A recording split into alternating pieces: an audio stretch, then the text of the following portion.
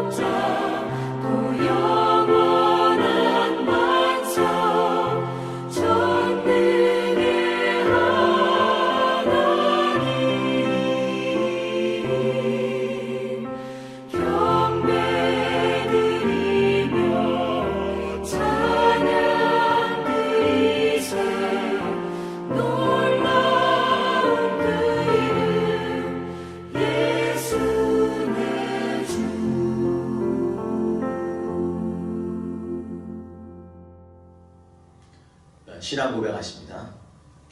전능하사 천지를 만드신 하나님 아버지를 내가 믿사오며 그 외아들 우리 주 예수 그리스도를 믿사오니 이는 성령으로 잉태하사 동정녀 마리아에게 나시고 본디오 빌라도에게 고난을 받으사 십자가에 못 박혀 죽으시고 장사한 지 사흘 만에 죽은 자 가운데서 다시 살아나시며 하늘에 오르사 전능하신 하나님 우편에 앉아 계시다가 저리로서 산자와 죽은 자를 심판하러 오시리라.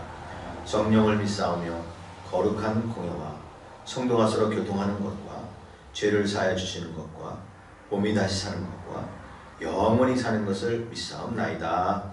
아멘. 우리 찬송 220장 부르겠습니다.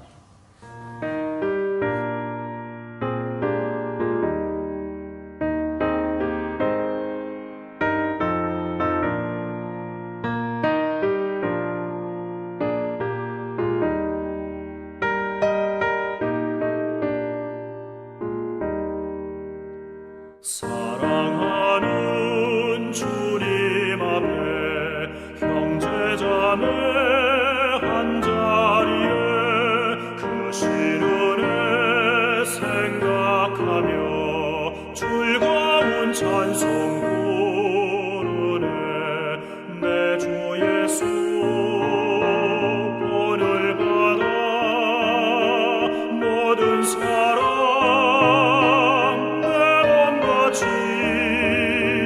환난 근심 위로하고 진심으로 사랑하세. 사랑하는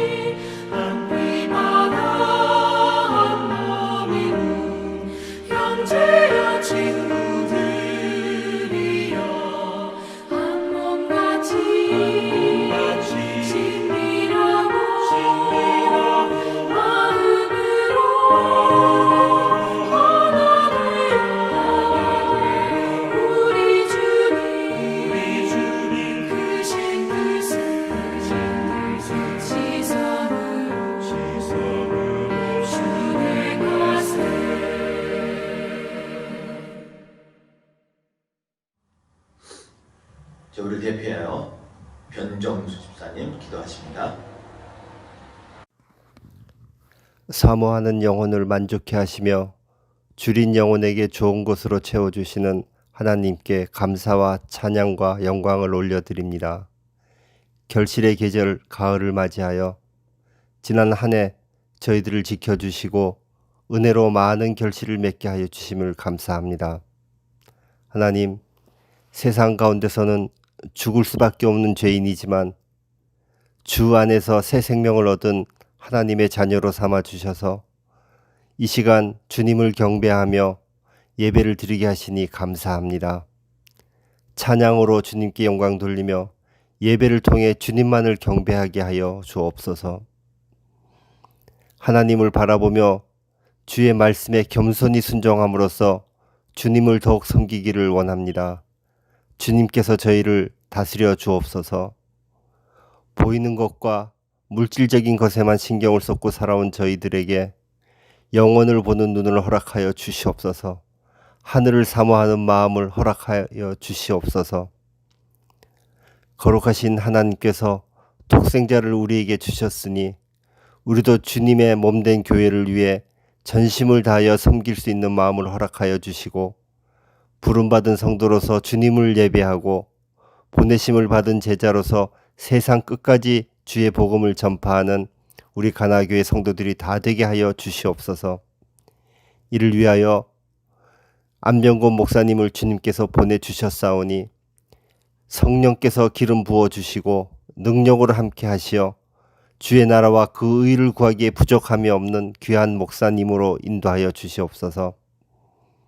오늘 하나님의 말씀을 대언하실 때에 그 말씀에 하나님의 은혜가 임하게 하셔서 듣는 저희들의 마음을 은혜로 충만케 하사 세상 가운데서 승리하는 힘이 되게 하옵소서.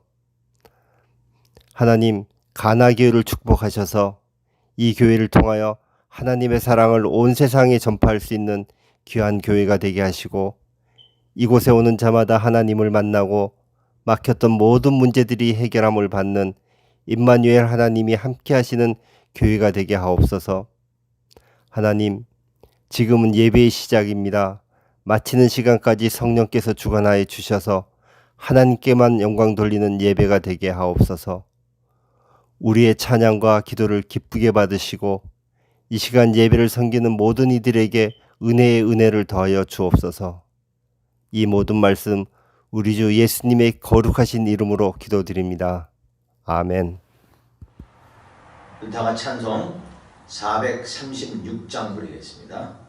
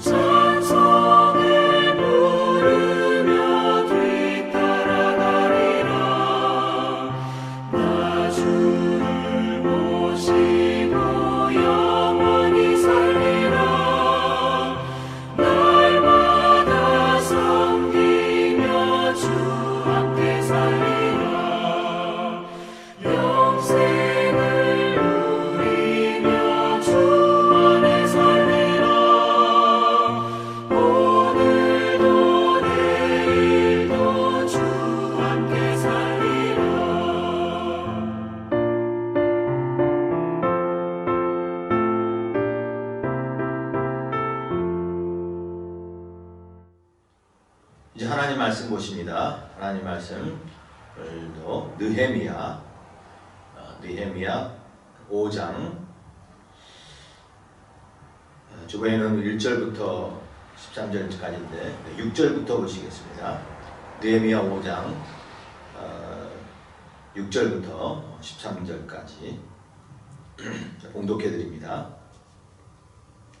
내가 백성의 부르짖음과 이런 말을 듣고 크게 노하였으나 깊이 생각하고 귀족들과 민장들을 꾸짖어 그들에게 이르기를 너희가 각기 형제에게 높은 이자를 취하는도다 하고 대회를 열어 그들을 쳐서 그들에게 이르기를 우리는 이방인의 손에 팔린 우리 형제 유다 사람들을 우리의 힘을 다하여 도로 찾았거늘 너희는 너희 형제를 팔고자 하느냐 더구나 우리의 손에 팔리게 하겠느냐 하매 그들이 잠잠하여 말이 없기로 내가 또 이르기를 너희의 소행이 옳지 좋지 못하도다 우리의 대적 이방 사람의 비방을 생각하고 우리 하나님을 경외하는 가운데 행할 것이 아니냐 나와 내 형제와 종자들도 역시 돈과 양식을 백성에게 구워 주었거니와 우리가 어찌 그 이자 받기를 그치자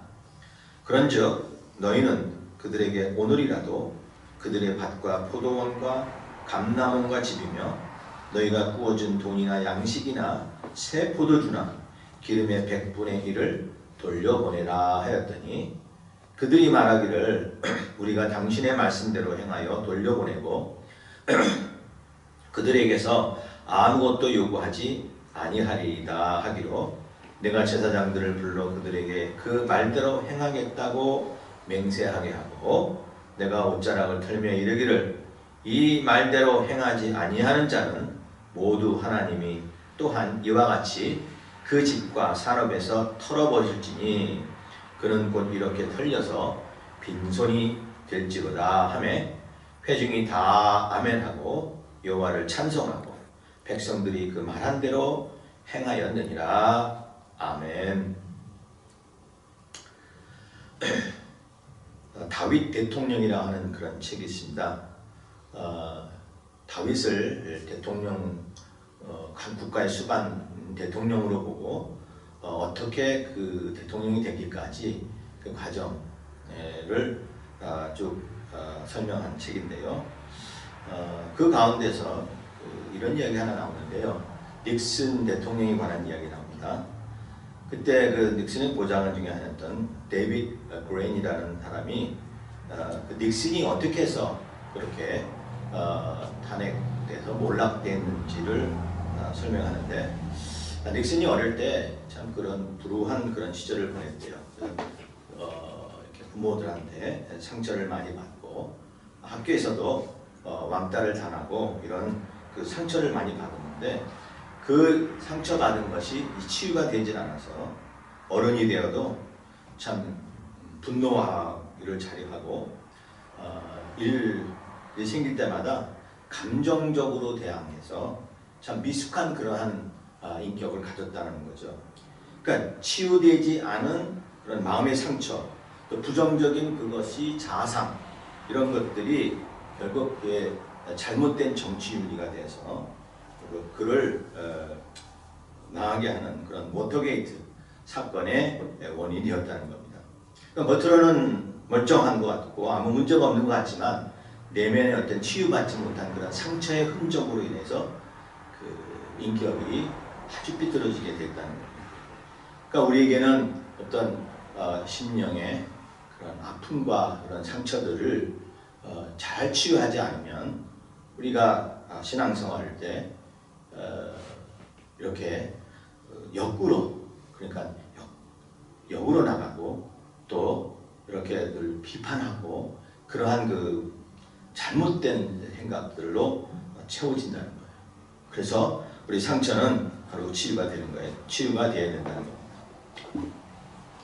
오늘 말씀 보면 이제 예루살렘 성벽을 성축하는 이 유다 백성들에게 이제 외부에서 방해가 나타나고 적들이 와서 그 성축하는 것을 방해했지만 이제 그거를 효과적으로 잘 막았죠. 한 손에는 창을 들고 한 손에는 도구를 들고 그렇게 성벽을 수축하고 가서 이제는 외부에서 오는 그런 방은 적은 잘 막았는데 내부 안에 적이 생겼어요. 내부에 문제가 생겼어요. 그래가지고 백성들의 그런 원망과 백성들의 어떤 한탄들이 이 가운데서 생겨났습니다. 그래서 어느 공동체 안에 지금 안에서 균열이 생기기 시작한 거예요. 그러니까 건강한 공동체라는 것은 건강한 공동체에서는 이 건강한 신앙을 우리가 상징하는데요. 건강한 신앙을 가져야 우리가 행복하게 믿음을 생활을 하게 되거든요. 그런데 이렇게 안에 상처가 되면 결국 그 상처로 인해서 온 사람들의 마음이 다 참 어떤 정말 그 삐뚤어지는 마음이 생기고요. 그로 인해서 원망이 생기고 그로 인해서 이 공동체는 결국 무너진다는 거죠. 그래서 이런 그 상처들이 잘 회복이 되는데 보니까 아내들이 상처들이 참 많습니다. 그 백성들의 특히 가난한 백성들이 그 귀족들이나 혹은 권력자들에 의해서 착취당하는 그런 일들이 생긴 거예요. 그러니까 자기 백성들을 거의 착취하는 겁니다. 어떤 일이 있었냐면 이들이 받은 상처가 뭐냐면 토지가 없는 상태에서 그 양식도 떨어져 가지고 그래서 저들이 양식을 먹을 수 없어 가지고 농사는 지을 수 없고 기근으로 해서 양식이 부족하니까 부양할 식구가 많은데 그냥 어쩔 수 없어서 자식도 팔고 또 남을 땅에서 부거를 하는 그런 상황이 됐다는 겁니다. 그런가 하면 농사지을 토지는 있는데 흉년으로 해서 곡식을 얻을 수 없게 되자 이 밭과 자기 있는 집을 저당 잡혀가지고 결국 다 재산을 잃어버리는 그런 사람들도 있다는 겁니다. 그러니까 자연재해로 인해서 인플레이션으로 인해 물가가 뛰고 그러니 곡식을 구하기 위해서 집과 재산을 땅을 저당 잡힌 사람들이라는 거예요. 이런 사람들이 다 결국 재산을 잃어버리죠. 그런가 하면 과도한 세금이 있어서 포도원 자기 집과 포도원과 밭을 담보로 해서 돈을 꿔서 그래가지고 그 당시 페르시아 왕에게 바쳐야 되기 때문에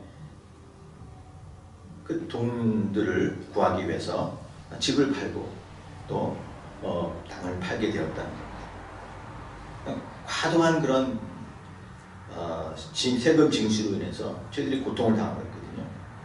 그런가 하면 저희들이 밭과 포도원을 뺏긴 다음에도 이 아들, 딸들까지 빚을 갚기 위해서 노예로 팔려가야 되는 그런 처지에 있는 사람도 있다는 겁니다.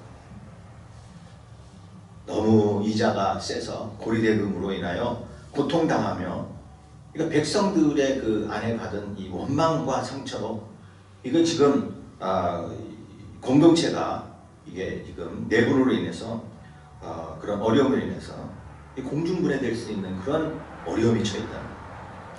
자기 백성들이 이러한 고통을 당하고 이런 상처를 받았어요.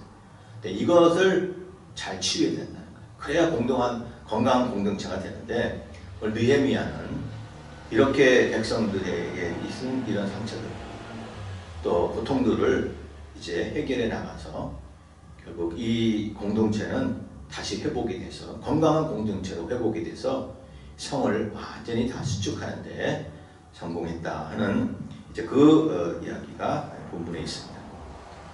자, 그러면 이제 건강한 공동체가 되기 위해서 이 받은 상처들을 아픔들을 어떻게 치유할 수 있느냐? 느헤미야가 그 치유 방법을 말씀해 주는데요. 우리도 뭐 어릴 때 받은 상처거나 혹은 우리가 신앙생활 하다가 받은 상처들 그것을 그대로 있다간 그 상처로 인해서 우리 공동체가 무너지고 내 신앙의 어떤 기반이 무너져 믿음까지 떠나게 되는 그러한 불상사가 일어나게 되니 우리는 이 내 속에 있는 영혼의 상처들을 잘 치유해야 될 것입니다. 자, 그러면 어떻게 이것을 치유했느냐 보면 그 어떤 공의에 대한 어떤 정의에 대한 그런 거룩한 분노가 있어야 되네요. 거룩한 분노. 약간 거룩한 그런 요구가 있어야 되는 겁니다. 느헤미야가 이렇게 백성들이 고통을 당하는 그것을 소리를 듣고 여기 보니까 분노했다고 했어요. 6절에 보시면 내가 백성의 부르짖음과 이런 말을 듣고 크게 노하였다고 했어요. 자, 지금 약자가 지금 강자들에게 의해서 착취를 당하고 있잖아요. 착취하는 사람들은 자기의 소득이 생기니 좋지만 착취당하는 사람들에게는 이게 단순히 재산을 잃은 것뿐만 아니라 그 어떤 마음의 상처가 참 크다는 거예요. 자, 이러한 상처를 있는 것을 이야기를 들었을 때 느헤미야는 분노하죠. 근데 이 분노는 어떤 개인적인 그 저들에 향한 이 강자들, 착취하는 자들에게 대한 개인적인 어떠한 그 분노, 어떠한 저들에게 정말 저주를 퍼붓는 데든지 그런 어떤 개인적인 악담을 하는 데든지 그런 분노가 아니라 하나님의 나라의 공의가 어디 갔느냐, 왜 공의가 이렇게 이루어지지 않느냐 하는 것에 대한 그러한 거룩한 분노라는 거죠.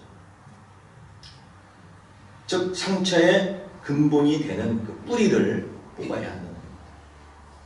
하나님의 나라는 공의가 있어야 되죠. 그것은 우리가 서로 사랑하는 거예요. 그리고 강자는 약자를 도와해 주는 것이 그게 공의라는 거예요. 그런데 있는 자들이 더 약자들을 착취하는 것, 이거는 하나님이 미워하시는 것 중에 하나예요. 공의가 아니라는 거죠. 그래서 느헤미야는 이 상처의 근본이 되는 이 뿌리를 뽑기 위해서 자기가 가지고 있는 기득권을 포기해요. 자, 우리가 읽지 않았지만 14절, 18절을 보면 그 총독이 자기가 총독으로 있을 때 약 한 20년 동안 총독으로 있는데 그 총독 기간 동안 자기는 월급을 받지 않았다고 얘기를 합니다. 왜? 받을 수 있어요. 그러나 당시 그 모든 경제가 지금 다 힘들고 어려운데 내가 그 녹을 받는 일을 나는 포기했다는 거예요. 뿐만 아니라 이 총독을 위해서는 그 당시 총독에게 나오는 그런 여러 가지 재물들이 있어요. 그리고 양식들이 있는데 18절에 보니까 소 한 마리와 살찐 양 여러 마리, 그리고 닭도 준비하고 그 열흘에 한 번씩은 각종 포도주를 받았다고 합니다. 그러나 나는 그것조차도 내가 요구하지 않았을 뿐더러 받지 않았다.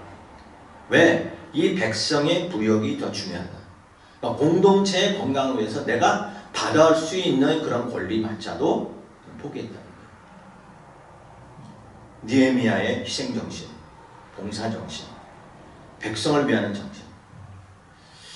하나님의 공의는 사랑이에요. 사랑하기 위해서는 내가 내 자신의 것을 희생하게 할 수 있다는 것. 그게 하나님의 공의거든요. 그러니까 있는 자가 없는 자를 도와주는 것. 그게 믿음이요 사랑인 것입니다. 로마서 15장에 보면 믿음이 강한 자는 믿음이 약한 자의 약점을 담당하고 자기를 기쁘게 아니할 것이다 라고 얘기를 합니다. 그래요. 믿음이 강한 자는 약한 자를 도와주는 거예요. 왜? 약자들에게는 단순한 그런 약함 플러스 상처가 있거든요. 그러니까 그것을 통해서 저희들이 마음의 상처가 치유되는 겁니다. 그러니까 전도자에 대하여 이제 그들을 이렇게 세워주는 그런 귀한 말씀 중에 하나가 다니엘서 12장의 3절에 있는 말씀인데요. 자, 전도자가 받을 영광이 있다는 거예요. 지혜 있는 자는 궁창의 빛과 같이 빛날 것이요 많은 사람을 옳은 대로 돌아오게 한 자는 별과 같이 영원토록 빛나리라 그랬습니다. 근데 여기서 지혜 있는 자와 많은 사람을 옳은 대로 돌아오게 하는 것은 무엇을 의미하는 걸까요? 사랑을 실천하는 자인데요. 잠언 19장 17절에 보면 가난한 자를 불쌍히 여기는 것은 여호와께 구워드리는 것이니 그의 선함을 그에게 갚아주시리라. 가난한 자를 불쌍히 여기는 거, 그게 많은 사람을 옳은 대로 돌아오게 한다는 것, 그 이상의 의미인 것을 알 수가 있습니다. 많은 사람을 옳은 대로 돌아오게 하고 지혜 있게 행하는 것, 그게 신앙생활의 근본이 뭐냐? 우리가 하나님을 잘 섬기고 하나님을 사랑하는 것과 그 다음에 내 이웃을 내 몸처럼 사랑하는 거 아닙니까? 근데 내가 없어도 내가 힘들어도 사랑하는 것이, 그것은 당연하지만 내가 있다고 하면은 더 약자를 도와주는 거예요. 하나님은 우리에게 많은 것을 주셨고요. 하나님 우리에게 더 남들이 없는 그런 재능을 주셨다면 그것은 뭐를 위해서? 섬기라고 주신 거라는 거예요. 섬기는. 그래서 가난한 자를 돕도록 우리에게 물질을 주시고요. 지혜 없는 자들을 돕도록 지혜를 주신 것입니다. 반면에 이렇게 가난한 자들을 학대하는 자는 어떻게 되느냐? 잠언 14장 31절에 보면 가난한 자를 학대하는 자는 그를 지으신 이를 멸시하는 자라는 거예요. 그러니까 남의 것을 빼앗고 또 남을 학대하고 힘들게 하는 자들은 그들을 하는 게 아니라 우리 하나님, 그를 지으신 하나님을 멸시하는 거다. 그래서 궁핍한 자들을 불쌍히 여기는 자는 주를 공경하는 자라는 겁니다.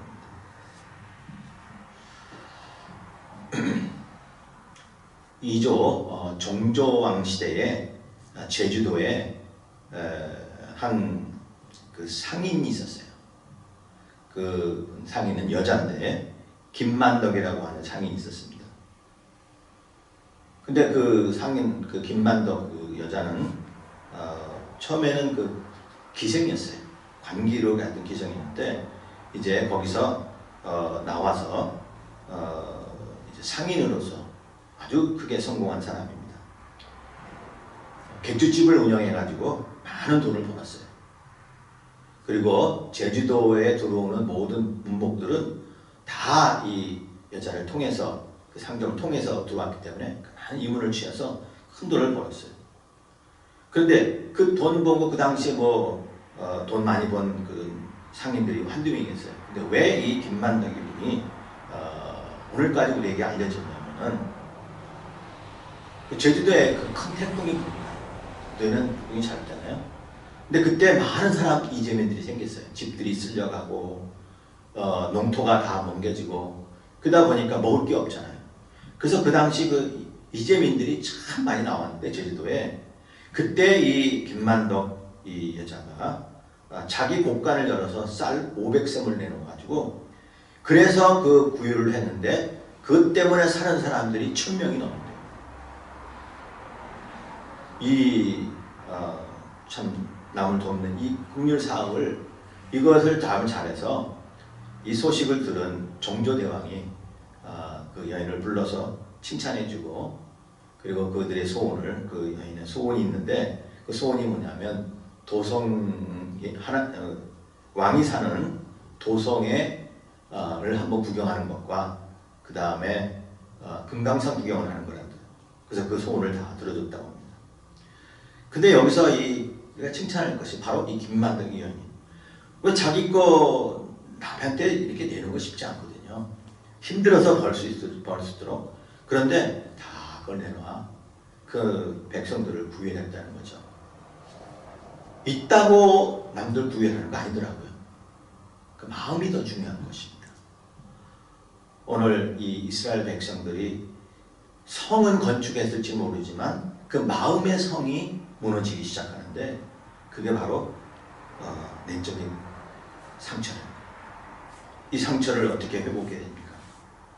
이 상처를 회복할 수 있는 것은 그 공의가 정말 이 상처를 받은 사람들의 마음을 헤아릴 줄 알고, 그리고 바른 공의가 세워지고 이자 받는 거, 그리고 남을 착취할 때 쓰는 거, 재산 나가는 거, 이 모든 것들이 평등하게 이루어질 수 있기 위한 그런 공의를 내가 품을 때에, 그럴 때에 저들을 불쌍히 여기는 마음을 갖게 되는 거죠.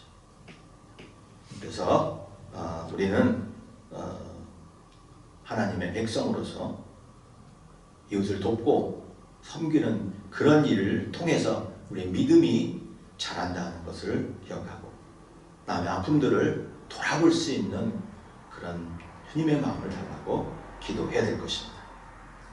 그런가 하면 여기 상처 치유에는 방법 중에 또 하나지, 하나님을 경외한다고 얘기를 했어요. 하나님을 경외함으로써 상처가 치유됩니다. 자, 9절에 보니까 또 내가 이르기를 너의 소행이 옳지 못하도다. 자, 옳지 못하다고 얘기를 하죠. 그리고 우리의 대적 이방 사람들의 비방을 생각하고 우리 하나님을 경외하는 가운데 행할 것이 아니냐.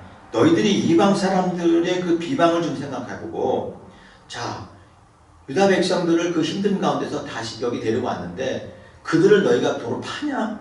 돈 받고? 그 이방 사람들이 그걸 비방하지 않겠느냐?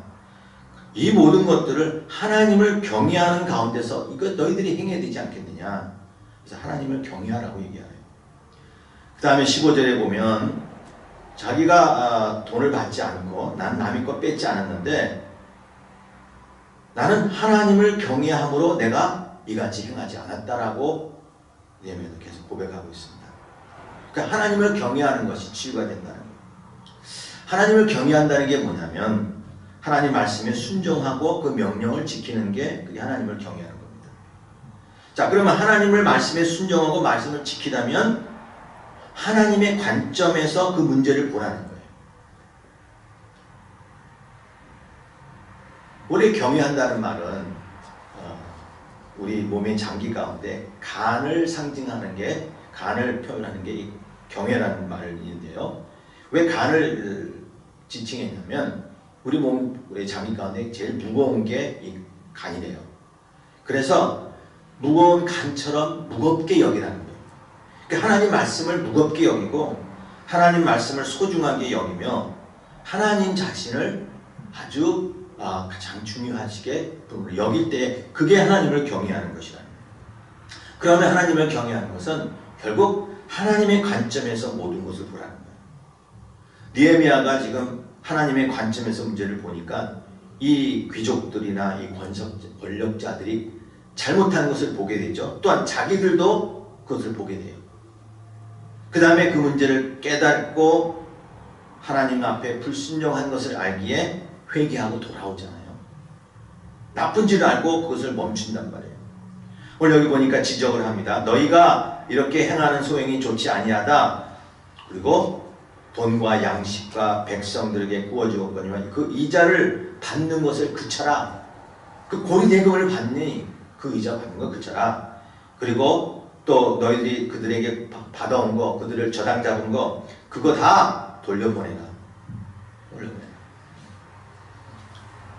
이 말을 들은 그 귀족들은 그래요. 우리가 잘못했고 우리가 당신의 말대로 행하여 돌려보내고 그들에게 아무것도 요구하지 않을 것입니다. 자기 잘못을 깨닫게 되고요. 돌이키게 되고 그 다음에 또 바른 길로 가게 해주는 겁니다. 하나님을 경외하는 자가 남의 아픔을 보게 되고 그 아픔을 통해서 내가 잘못한 것을 깨닫고 중지하고 그리고 오히려 더 도와주는 그런 마음으로 변하게 된다는 겁니다. 초대교회가 예루살렘 교회가 많이 부흥하고 이제 많이 영적으로 풍성해졌는데요. 그래서 저들이 구제를 하기 시작합니다. 어떻게 구제를 하냐면 과부들을 구제하는데요. 근데 좋은 일이잖아요. 근데 이 좋은 일을 하다가 또 문제가 생겨요. 자, 그 문제를 해결하고 한 장이 사도행전 6장인데요. 거기 보면 헬라파 유대인이 자기의 과부들이 매일 구제에 빠져서 히브리파 사람들을 원망했다 했어요. 그러니까 지금 이방인으로서 유대인이었고 이방인으로서 이제 교회에 들어왔는데 이들에게 그 어떤 구제하는 것이 보니까 이 유다파 그리스도인들에 비해서 뭔가 자꾸 이렇게 덜 가게 되는 거예요. 자꾸 구제에 빠져요. 그러니까 이 사람이 원망하거든요. 뭔가 덜 받게 되면 뭔가 정당하지 않으면 원망하거든요. 그랬더니 이 사도들이 이 일을 정말 전당하는 사람을 뽑아야 되겠다. 우리가 기도도 하고 말씀도 해야 되는데 이 일을 할 수가 없다. 그래가지고 사람들을 뽑죠. 그래서 7 집사를 뽑습니다. 근데 7 집사를 뽑을 기준이 뭐냐면 성령과 지혜가 충만하여 칭찬받는 사람 7 이렇게 택했어요. 성령과 지혜가 충만한 사람. 근데 이 기준을 보면은 모세가 이제 광야에서 자기 혼자 일을 감당하기 어려우니까 거기서 뭐 10부장, 50부장, 100부장, 또 1000부장 이런 사람들을 뽑아서 이제 그 일을 분담을 시키죠. 그때 뽑는 사람, 이 사람들의 기준이 뭐냐면 비슷해요. 출애굽기 18장 21절에 보면 저들 가운데서 하나님을 두려워하며 진실하며 불의한 이익을 미워하는 자를 뽑으라고 얘기합니다. 여기서 보면 성령과 지혜가 충만하고요. 하나님을 두려워하는 것. 그건 뭐냐? 하나님을 경외하는 자 중에서 뽑으라는 거예요. 먼저 하나님을 경외하는 자, 사람을 두려워하고 또 그것보다 하나님을 경외하는 자. 즉 하나님의 관점과 하나님의 마음을 가지고 일하는 자. 이런 자들을 뽑으라는 거예요. 그래야 일을 정확히 공평하게 할 수 있다는 거예요. 뿐만 아니라 그들의 아픔을 보게 되고 그들의 약함을 봐서 그들을 약함을 치유하고자 하는 그런 마음이 그들의 마음속에 주님의 마음으로 회복이 된다는 겁니다. 우리 주님이 바로 우리의 약함을 아시기에 우리 주님도 대신 십자가 지신 거 아닙니까? 우리처럼 미약하고 연약하게 있는 자들을 위해서 우리 주님도 자기도 연약에 휩싸였다고 말합니다. 히브리서 5장에 보면 그가 육체에 계실 때 자기를 죽음에서 능히 구원하실 이에게 심한 통곡과 눈물로 간구와 소원을 올렸다라고 얘기를 합니다. 왜? 우리 마음이 상처나니까. 우리가 하나님을 경외하는 자, 하나님의 마음으로 보고 그래서 아픔들을 보게 되며 치유할 수 있는 것입니다. 어떤 사모님의 그 간증을 제가 들었는데요. 자기가 이제 많은 그 아이들을 입양을 했다 그래요. 자식들도 있지만 여러 아이들을 입양을 했는데 그럴 때 그 입양한 가운데서 어떤 아들이 이제 자라서 이제 군대에 가게 됐습니다. 근데 이 아들은 좀 체질이 허약한 그런 체질이에요. 몸이. 그럼에도 이제 어떻게 군대 그 입양에 합격이 돼서 신검에 군대 생활을 하는데 거기 그 상관 중에 한 명이 이 아들을 유독 괴롭히더라는 거예요. 그래가지고 뭐 갑자기 나오라 그러고 운동장 뛰라고 그러고 뭐 이렇게 무장해서 뭐 나와서 뭐 메뚜 뛰라고 뭐 토끼띠 뛰라고 그러고 그렇게 참 괴롭히더라는 거예요. 근데 몸이 약하니까 하고 나면 그냥 초죽음이 되는 거예요. 특별히 아들이 천식이 있어서 오래 뛰면 숨이 가쁘고 힘들어서 그냥 차라리 죽는 게 낫겠다 하는 심정으로 그렇게 고통스러워한다는 거예요. 그래서 그런 이야기를 편지를 써서 엄마에게 보냈어요. 근데 그 편지를 받은 그 사모님이 얼마나 마음이 힘들겠어요. 억장이 무너지는 거 아닙니까? 그 엄마의 입장, 부모의 입장으로서 자식이 이렇게 지금 나라를 위해서 군대 간 거 그래도 마음이 참 힘든데 거기 갔더니 가서 그냥 고생하고 그렇게 참 사람이어서 예에서 어려운 고생을 당하고 있는 것을 볼 때 당장에 국방부에 뛰어가서 따지고 편지를 쓰고 싶다는 거예요. 항의 편지를. 그런데 그 마음을 내려놓고 아들에게 다시 편지를 썼습니다. 아들아, 그래, 그 상관이 너에게 그렇게 힘들게 하고 괴롭게 하면 그대로 당하라. 그리고 연병장 뛰라고 하면 같이 뛰자. 뛰어라. 힘들어도 거기 뛰는 한에도 죽는 한때도 같이 그 말을 들어라. 그리고 나도 네가 뛰는 그 시간에 학교에 있는 운동장에 가서 나도 똑같이 그 시간에 뛰겠다 하고 편지를 보냈대요. 그러고 나서 연락이 와서 이 정도 시간에 뛴다고 생각하면 그때 가서 같이 뛰면서 기도한 거예요. 하나님, 내가 그 사람 미워하지 않도록 해달라고. 그 아들이 그 향관을 미워하지 않게 해달라고. 하나님의 입장에서 보다 생각하게 해달라고 하면서 영장장을 다 뛰더라고요. 그러고 나서 한 석 달 후에 다시 편지가 왔어요. 아들에게. 그런데 뭐라고 했냐면, 어머니 감사하고요. 하나님께 감사합니다. 이제는 뛰는 게 힘들지 않아요. 알고 보니까 그 아이가 이 천식이 있었는데 이 석 달 동안 그냥 계속 뛰면서 그 천식이 난 거예요. 그러니까 하나님께서 이 아들의 천식을 고쳐주기 위해서 그렇게 힘든 못된 상관을 만나게 했지만 결과적으로 합력의 선을 이룬 겁니다. 근데 그것을 어떻게 알게 되냐? 하나님의 마음에, 하나님의 관점에서 생각하니까 그것이 상처가 아니라는 겁니다. 우리가 어려운 일 당하고 상처받으면 원망하는 마음이 생기고 그러다 보면 다른 이에게도 상처를 줍니다. 그러나 내가 하나님의 입장에서 하나님의 마음으로 모든 일을 생각하면 승리할 수 있고요. 오히려 상처받은 분을 통해서 남을 치유해지는 상처받은 치유자가 될 수가 있는 것입니다. 하나님의 입장, 하나님을 경외하는 마음을 가지라는 겁니다. 저는 오늘 우리가 부른 찬송, 나 이제 주님의 새 생명 얻은 것, 이 찬송 좋아합니다. 그래서 오늘 이 말씀을 준비하면서도 이 찬송을 많이 불렀는데요. 나 이제 주님의 새 생명 얻은 몸, 옛 것은 지나고 새 사람이로다. 이제 우리가 받은 그 상처들이 다 사라졌다는 거예요. 새 사람 되었어요. 그 안에 강같이 이 생명이 흐르니 이제는 그 사람 내게서 해가 찌릿한다. 그 사랑이. 전에는 상처를 받아서 남을 찌르고 했는 것인데 이 공동체 안에서 받은 이 백성들의 상처같이 그 사람들이 결국 나가서 또 다른 사람들의 상처를 주는데 이제는 새 생명 얻었습니다. 해같이 빛난다 그러잖아요. 3절은 참 더 좋습니다.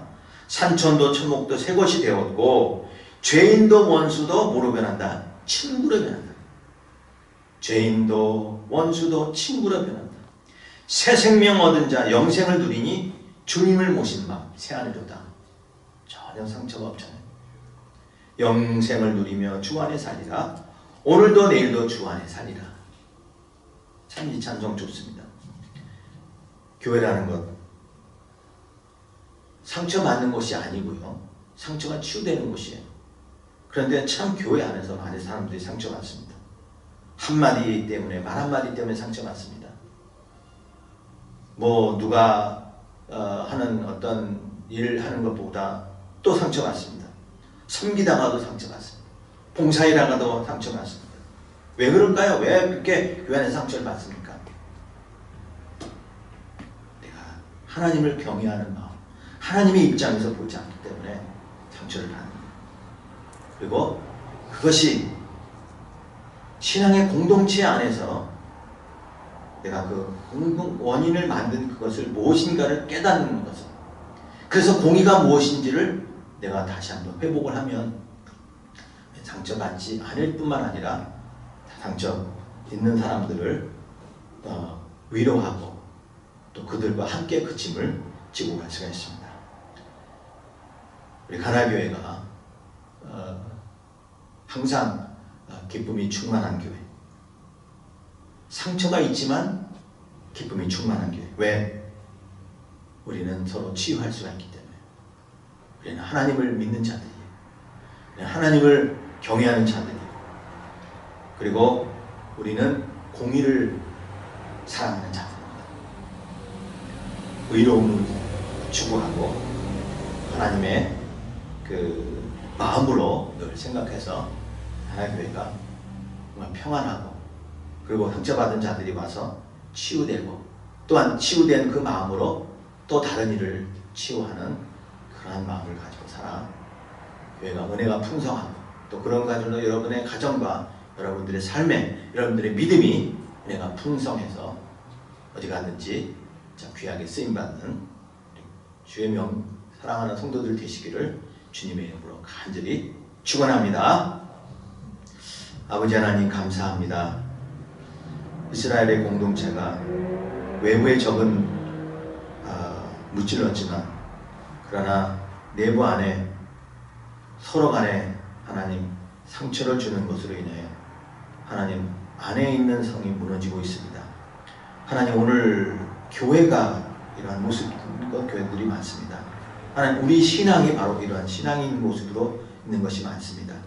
아버지 하나님, 사랑해야 되는데 시기하고 품어줘야 되는데 상처 주는 그러한 우리 모습들을 하나님 다시 돌아보고, 하나님 오늘 우리가 주님의 마음을 품고, 또한 우리가 거룩한 그런 참 경외함으로, 또 하나님을 사랑함으로, 그리고 공의를 사랑하는 그런 마음을 품고 상처를 회복하며 보듬어주는 우리 모두 되게 도와주시옵소서.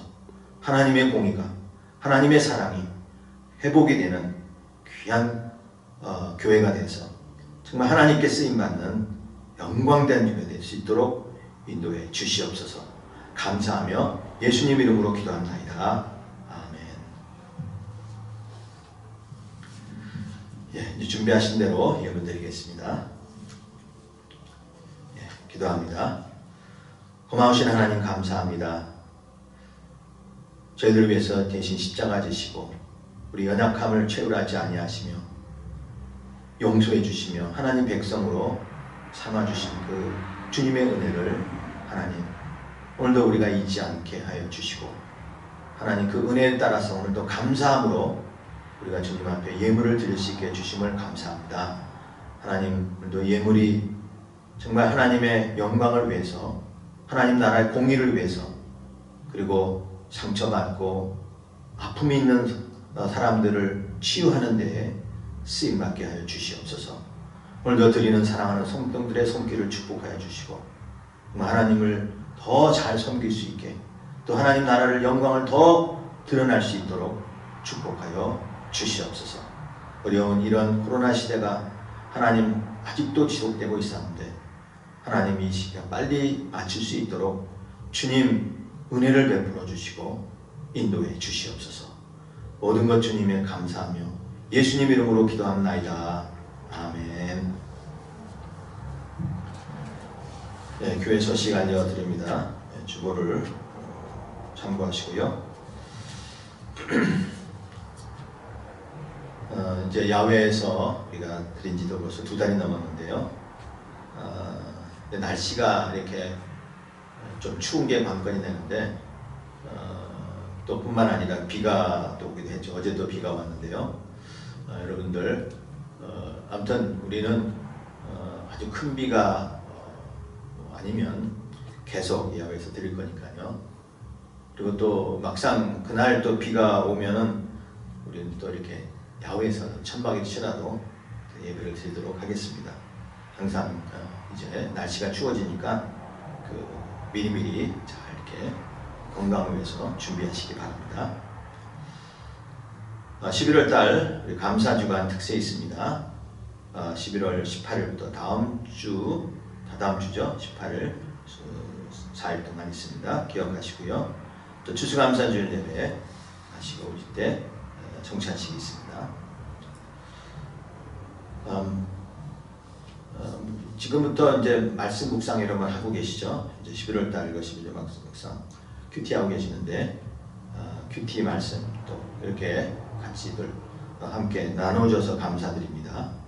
여러분들 은혜 받은 구절, 한 구절이라든지 또 그 속에서 하는 어떤 하나의 그 영감이 하나 떠온다든지 그런 말씀이 있으면 우리 같이 한번 세워져서 성도들 같이 은혜 나누도록 그렇게 하겠습니다. 11월 달, 12월 달 기억하시기 바랍니다. 그래서 여러분 그 생명의 삶 모두 다 한 권씩 가져가시기 바랍니다.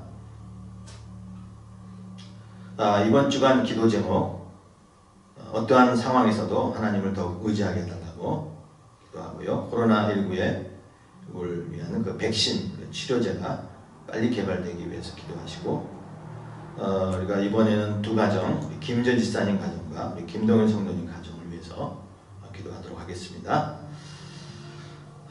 아프신 분들 기도하시는 거 잊지 마시고요. 박성렬 장로님, 수정자매, 또 에릭 형제 위해서 기도해 주시기 바랍니다. 자, 에릭 형제 벌써 이제 한 1년 돼 갔는데요. 에릭 형제가 빨리 회원해서 더 일상으로 회복할 수 있게 해서 내 형제의 건강 회복을 위해서 특별히 또 많이 기도하시기 바랍니다. 이번 주간 암송 구절은 고린도전서 9장 22절 23절 말씀입니다. 네, 우리 같이 읽겠습니다. 약한 자들에게 내가 약한 자와 같이 된 것은 약한 자들을 얻고자 하며 내가 여러 사람에게 여러 모습이 된 것은 아무쪼록 몇 사람이라도 구원하고자 하니 내가 복음을 위하여 모든 것을 행함은 복음에 참여하고자 함이라. 아멘.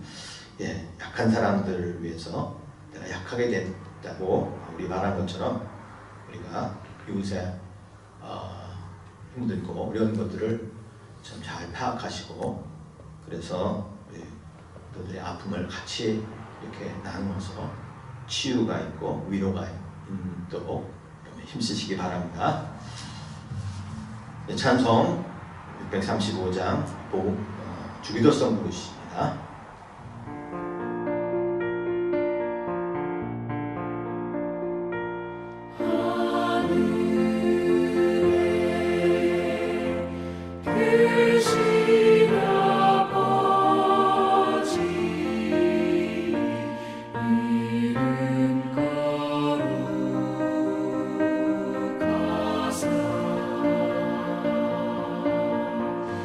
주님 나라 일하시고 뜻이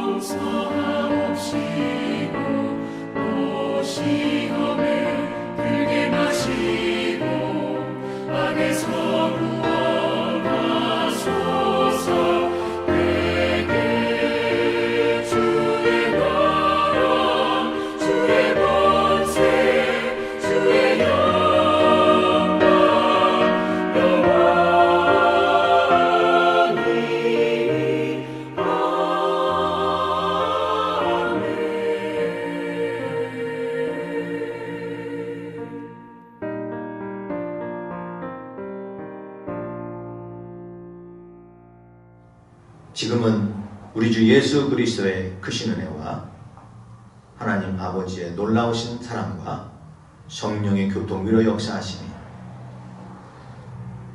우리가 살면서 이 모양 저 모양으로 상처받은 것들을 우리 서로 위로하고 또 상처 속에서 우리 하나님을 바라보고 하나님의 입장에서 어려운 사람들을 치유하기에 힘쓰는 사랑하는 온 성도님들 가정과 그 머리 위에 지금부터 영원토록 함께 있을지어다. 아멘.